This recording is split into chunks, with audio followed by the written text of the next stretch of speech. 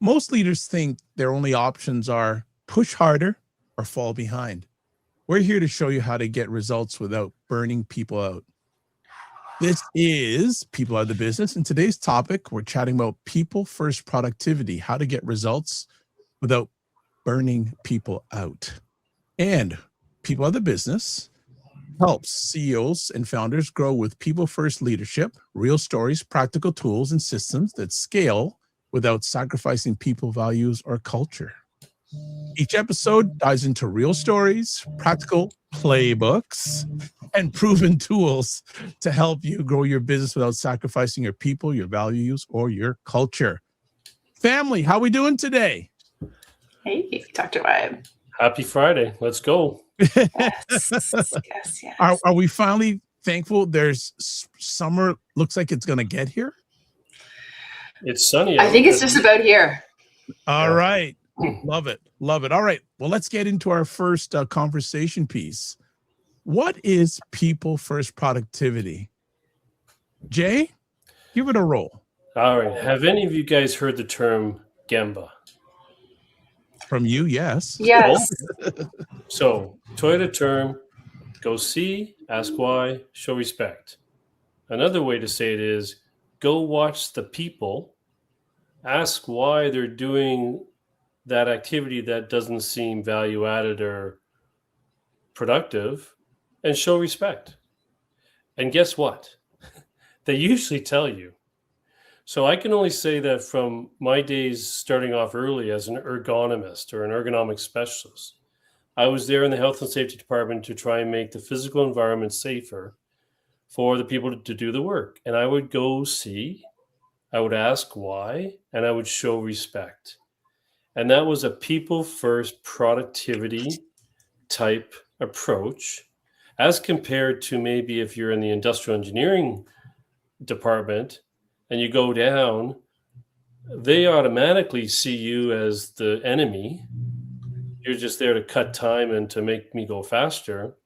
Whereas if you go down with a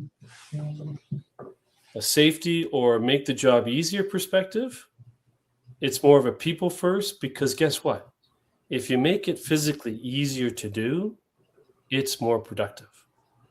So I think I learned that at the beginning, but I didn't really know what I was learning. Like, trust me, it didn't hit me for many, many years, but it's hit me now. Yeah. Any other examples of when you walk into a team that's productive and healthy, what do you see and feel? I see good clarity. Questions are clear. Answers are clear. I see the person in the meeting already has talked to a few other different stakeholders. So when they're bringing forward the problem, or I should say the solution, other heads are nodding. Yep. Right. And I know that person has already talked to the people. So when they come to the meeting, they're not bringing problems. They're bringing solutions that they've already talked to the stakeholders. And it's like, beautiful. Nice. So that's kind of how I see it, I think, in a meeting perspective. Nice. Allison, I'm going to flip it over to you from a financial leadership lens. How do you know when productivity is people first versus fear first? Well, you're going to see things like investments in training, investments in travel. So, going out to visit employees, going out to visit customers, suppliers. We've kind of talked about some of this stuff before, and as a people first, just sort of generally speaking, productivity is going to show up in fewer mistakes, fewer write-offs on projects, inventory, if you were like less shrinkage or spoilage, that type of thing, and just I think predictable results, where the productivity enables a predictability. It enables planning, and where the business leaders can price things well because they know that mistakes are minimized, or chaos is, for lack of a better word, is minimized on the delivery side, the product or service delivery side. And so the margins are healthier. Now that can, the flip side of that is maybe margins are healthy because, people are being squeezed. But I think there's some differences there. Nice. Jay, anything you want to add? Well, I was just wondering whether or not you saw it, or what do you see in the inventory record accuracy? Do your clients, do you have confidence about what they're reporting at their inventory levels? And then are you having conversations about min-maxes and the inventory record accuracy? How does the inventory come into that? So it's more to do, I think, with, processes, having good processes. The inventory is where it's supposed to be, when it's supposed to be there. It's functioning, it's what's intact. It's not, spoiled in any way. So it's really more about like the quality of the inventory and the quality of the information. If people aren't productive, if they're, let's say, whoever's, responsible for tracking some of the inventory, and I'm talking about like smaller businesses where maybe not everything is completely automated, or maybe even where it is, but there's still a human element. If they're not productive, there's something else going on with them. They're distracted. They're burnt out.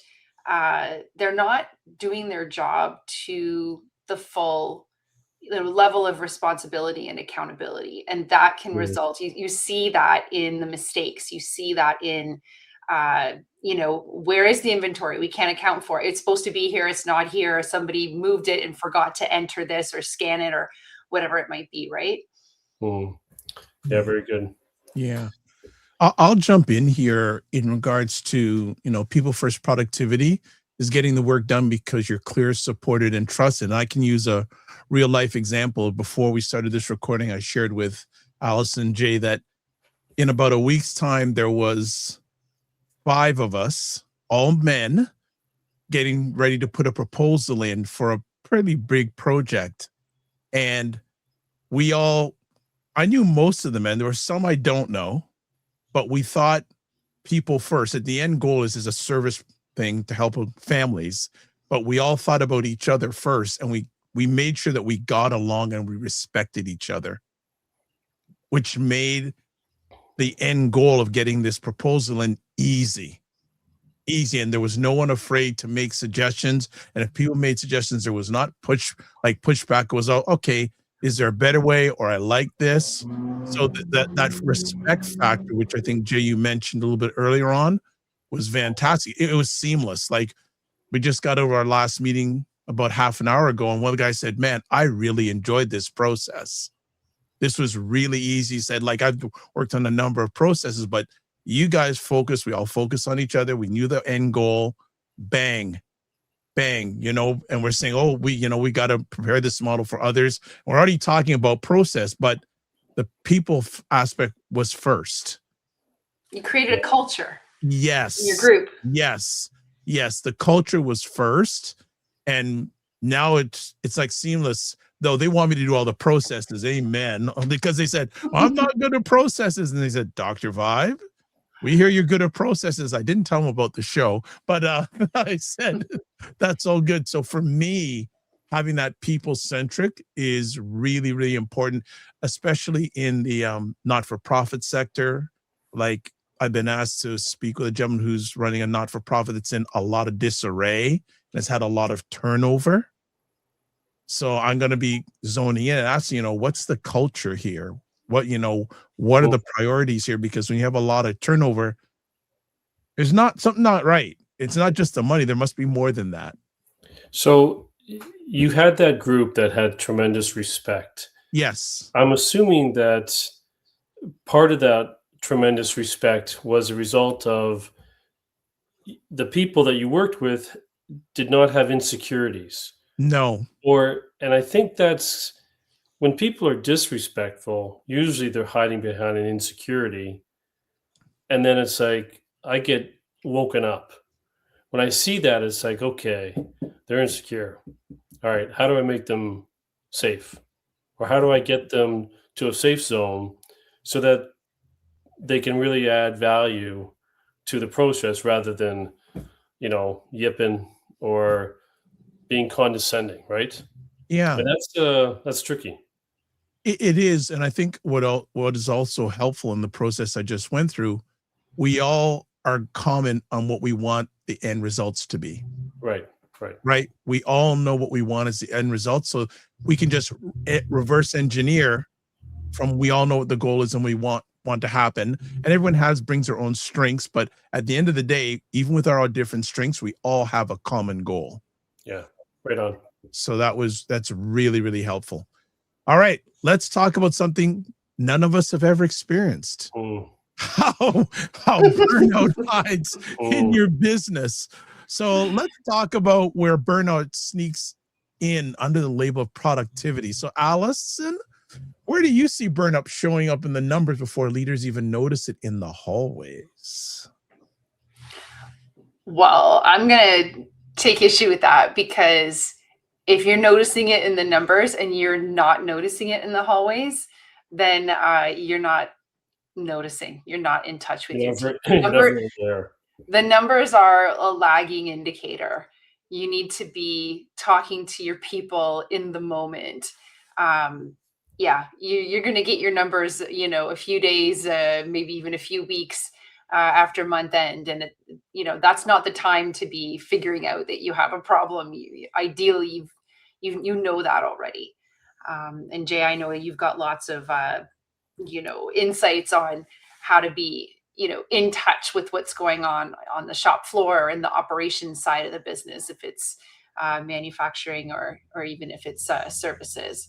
But how does it show up in the numbers? I mean, well, you're going to see, declining trends. You're going to see, unusual blips. You're going to see things that are, problematic, indicative of trouble meeting, customer and client expectations. You're going to have, higher cost of goods sold, and that's going to result in lower gross margin for you. You may have, some metrics related to people like turnover, increased turnover, things like that, increased recruiting costs, and, maybe even, termination costs and that sort of thing. Sick days, people quiet quitting, that type of stuff. So, Allison, I got a question for you. So let's say the numbers look awesome. The company's killing it, but you know that the leader that you're talking with is not so good. Mm. Can you see indicators from your engagements with the client that don't show up in the books? Because it's not hard to make money. There's a lot of people that can be really nasty and make a lot of money, but it doesn't necessarily mean they're people first. So is there any other things that you see that might not be in the numbers? There can be things like lateness, or lack of responsiveness when you're reaching out to get answers, and, right. Either the emails take forever to be responded to, or you're getting responses in the wee hours of the night or the morning. Right. There's all kind. I mean, and there could be all kinds of reasons for stuff like that too. But I think it's the kind of thing where, you can't manage by spreadsheet. Numbers are important for sure. You need to use them, but they're not the only thing. And I think sometimes people really lose sight of that. And as as a CPA, as a CFO, my kind of approach is people and numbers person. So I put the people first. The numbers are there; they have to be, but you have to be paying attention. That's cool. No, Allison, that is a quote right there. You can't manage by spreadsheet. I think that is That is seriously big time. Thank you for sharing that. Jay, on the ground, how do you Oh, know a team looks productive on paper but is actually burning out? well, overtime. I mean, that's the first one. If they're working amounts of overtime, you know that person's going to be burnt out at some point.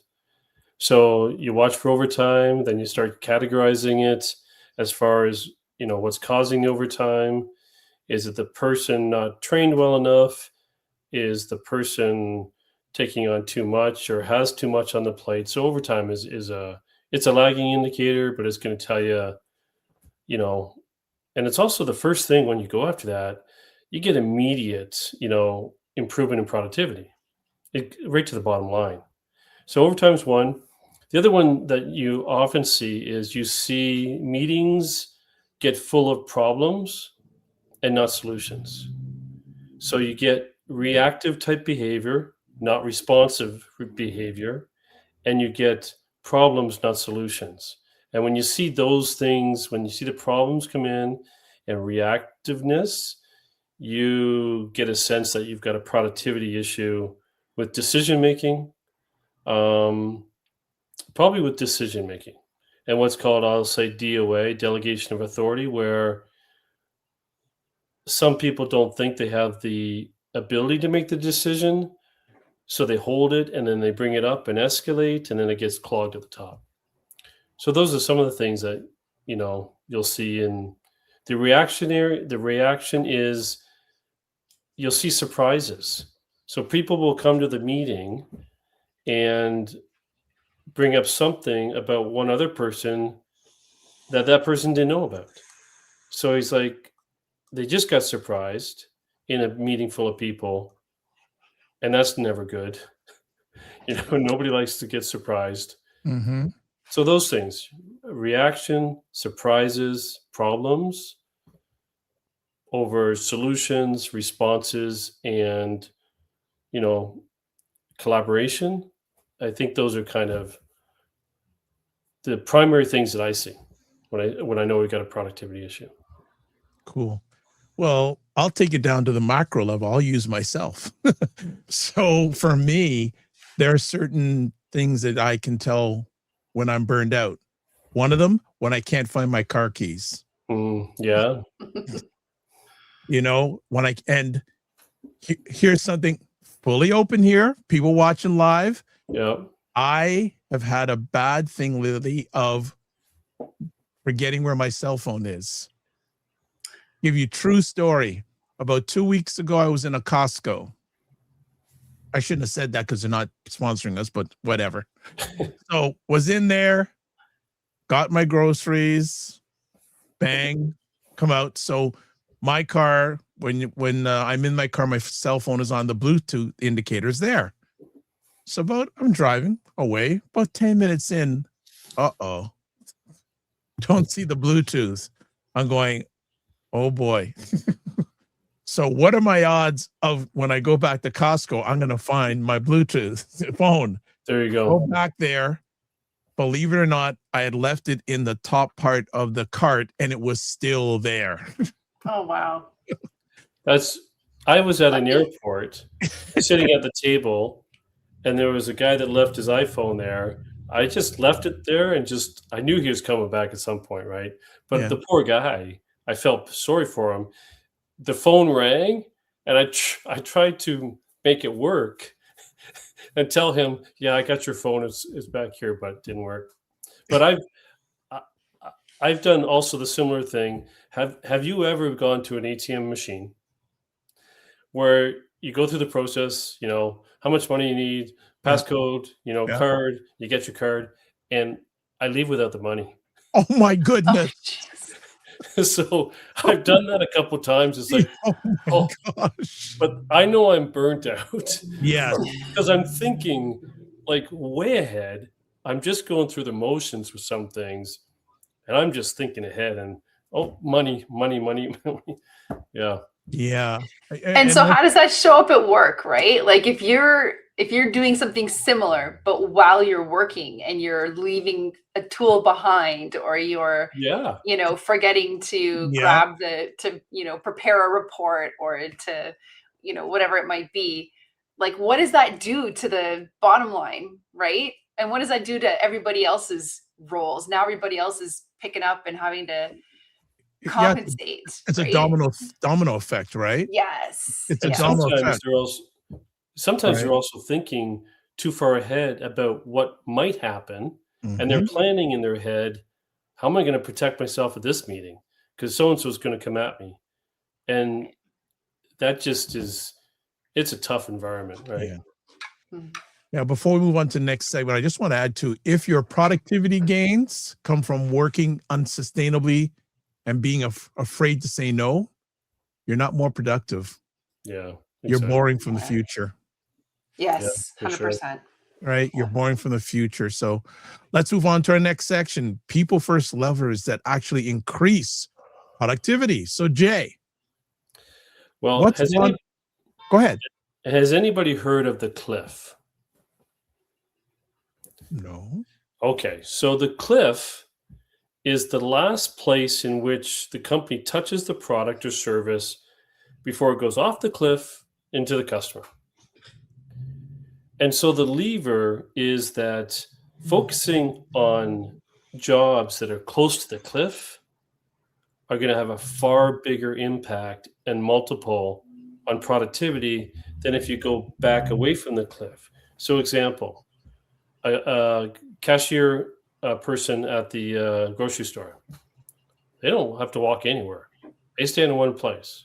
They're extremely productive. Information is at their fingertips, and they actually are extremely productive.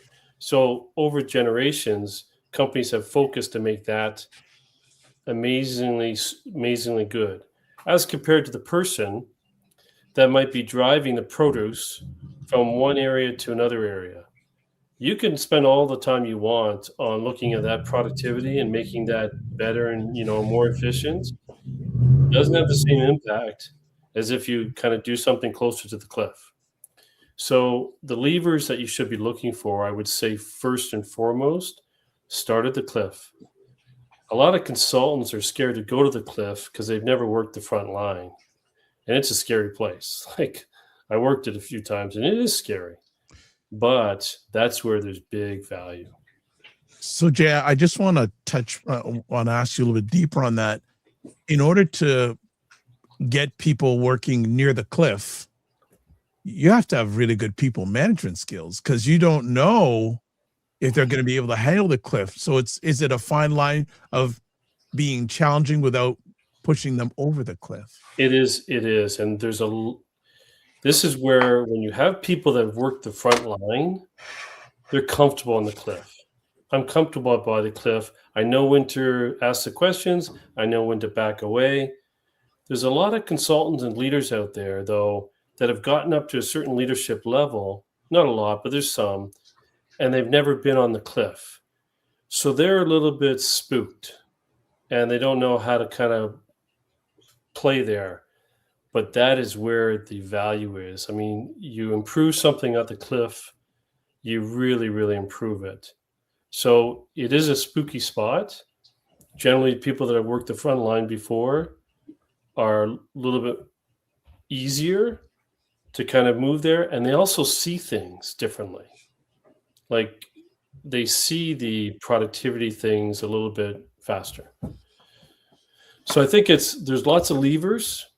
If you can find the levers that are closer to the cliff, then I'll say back here in logistics or back here with doing some dashboard or whatever, you're going to have a stronger increase in improvement or productivity if you can focus on the cliff. Okay, good. Allison, what's one leadership or financial lever that supports people first productivity? Well, I always come back to training and development. I think that investing in the team of people that you have is going to pay so many dividends. We've talked in past episodes about, the cost of a new hire versus the cost of developing somebody who's already in your organization. Like, it just makes sense to do as much as you can with the people that you have. But I think, planning your productivity, or planning looking at the strategy of how to get there, how to raise your productivity.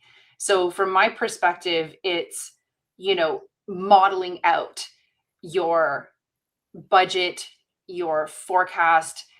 What does it look like if you have the metrics, if you can adjust some of your metrics and tweak them to improve them? What is the impact on your bottom line?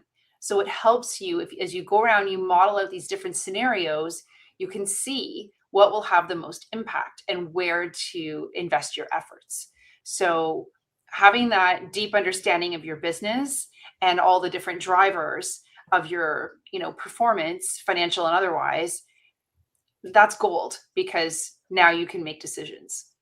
Okay.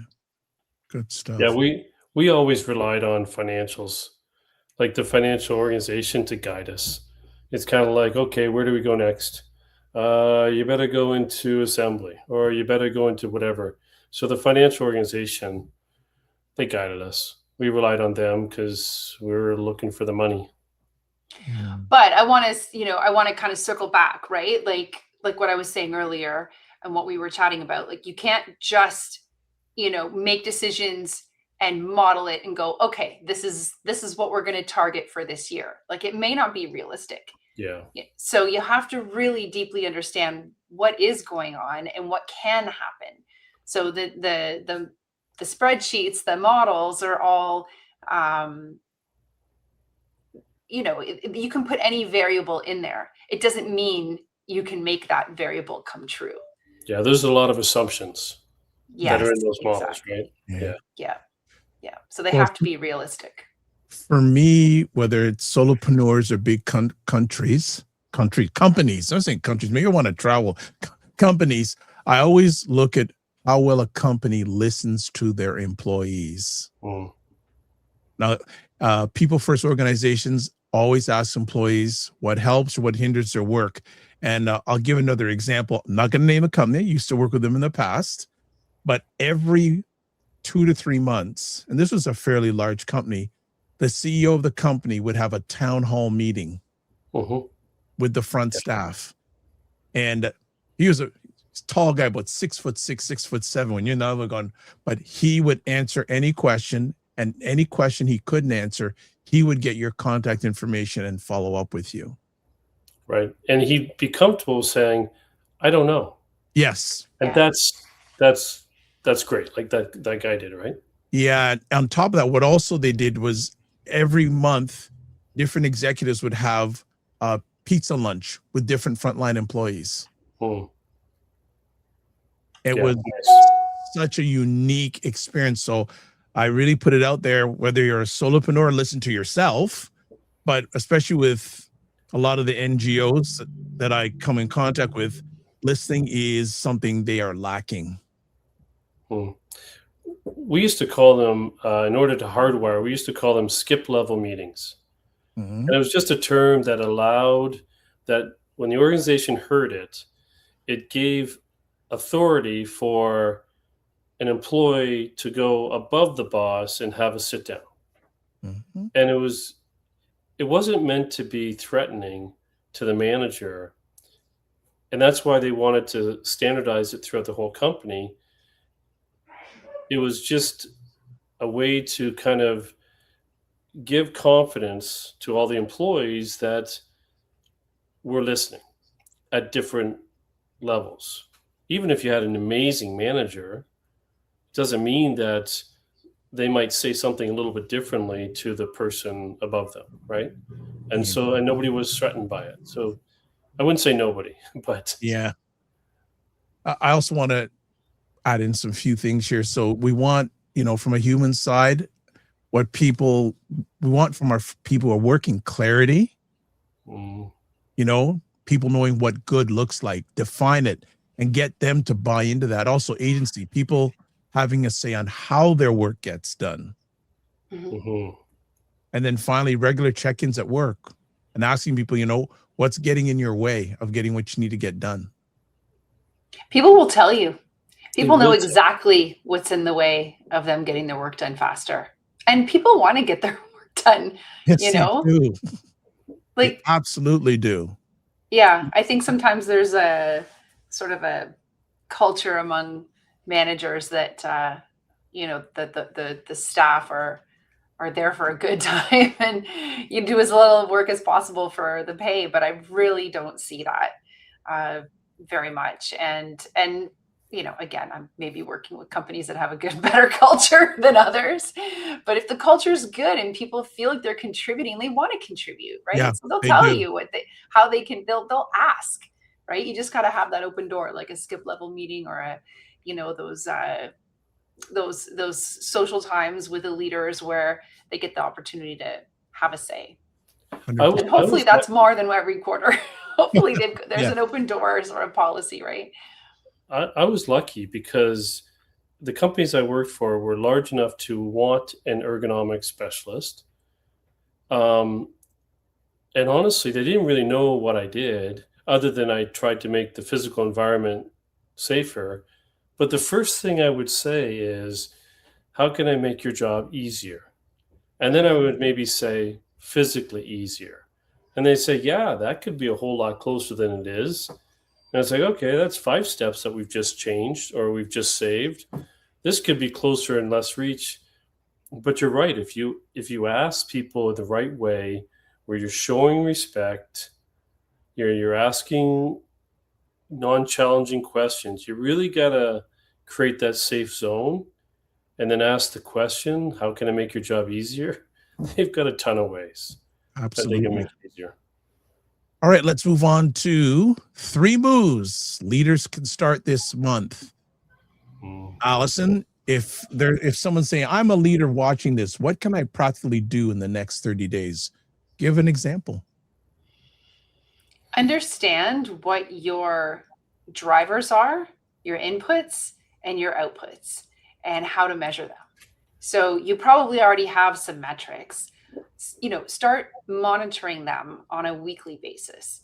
Now, again, you're not going to manage completely by looking at numbers. You have to be in touch with your team and knowing where their pain points are, but the data can give you some really good places to look. Mm. All right, Jay, what's a practical ops move? Oh, I am so boring and so standardized and process oriented. I don't care what you call it. But Gemba. Gemba has 3 levers: go see, ask why, show respect. So go see means go watch the person working at the cliff. I know maybe you've never worked the cliff before, but go to the cliff. So go see the cliff, people working there. Ask why. Be curious. Mm. So why why is that tool located over there when you use it over here? And they might say, well, it's there because of this reason. Okay. So ask why to learn what they do. Don't ask why in a challenging way. And then show respect. Show respect, probably the biggest element of that is do what you say you're going to do. So show respect is not necessarily about being kind and curious and things like that. There's a component of that, but show respect by saying, hey, thank you very much for your time. I'm going to take care of this and this for you, and you better well do it. So in other words, show respect by doing what you're going to say you're going to do, and don't overcommit or overpromise. Yeah. So yeah, I'm going to take a piece of what Jay said onto what I'm sharing here, that I want to encourage leaders in their one-on-ones and in their team meetings. Mm-hmm. Ask everybody, what would make your work 10% easier? I mean, they make a show like this, Undercover Boss. I love it. That's right. Right? That's I love that true. show. Yeah. It's And true. what is the boss doing? They're doing exactly what we're talking about. Yeah. And then whatever answer they give you, act on at least one suggestion every month. Yeah. Act on it. Because if you want more from your people, start by making work more human, not more heroic. Yeah, exactly. We don't You need know? more heroes. Yeah. Right? We shouldn't have to have heroics. Well, that's a good leave. Is actually it's a good thing to see. If we do see heroes, you know you got a problem. There you go. All right. So as we close it out, we have a call to action. So what's a one sentence takeaway from you, Allison, to wrap it up? Spend the time. It takes investment. It's not about squeezing every last little bit out with a scarcity mentality. It's about pouring in and reaping the rewards. Jay. Oh, I could get boring on you, but I'll try and be a little different. Hunting for productivity improvements, depending on the economic environment, depends on where you hunt. So if you've got a downturn, I would say you're going to have an elevated emotional culture when there is a downturn. So don't go and say, well, I'm here to kind of try and cut your job down to whatever. Focus on safety and quality. Because if you improve safety and quality, that will improve productivity. If you have an upturn where nobody's getting laid off and you're running hard, then there's probably more of an appreciation to focus on productivity related to a reduction of their workload. So, yes, Gemba, but this is a little bit more macro level, depending on what type of economy you have, where you might be easier to deploy productivity improvement initiatives based on where the turn is. Nice. So that's a little bit different than what I said for the last hour. Well, for me, I'm going to make it short and sweet. Going to steal from the show name. People are the business. When people win, the numbers follow. Simple as that. You do. 100%. Right on. So as we wrap up another episode, if you have any questions, comments, or suggestions, please email us at info@peoplearethebusiness.com. And the final take we have here, if this conversation challenged you on how you think about productivity, like, share, and comment with one thing burning your people out right now, and subscribe to People Are the Business so you don't miss the next episode. As always, we'd like to say thank you for taking the most valuable thing, your time, to hang out with us, and we'll see you soon. Be well.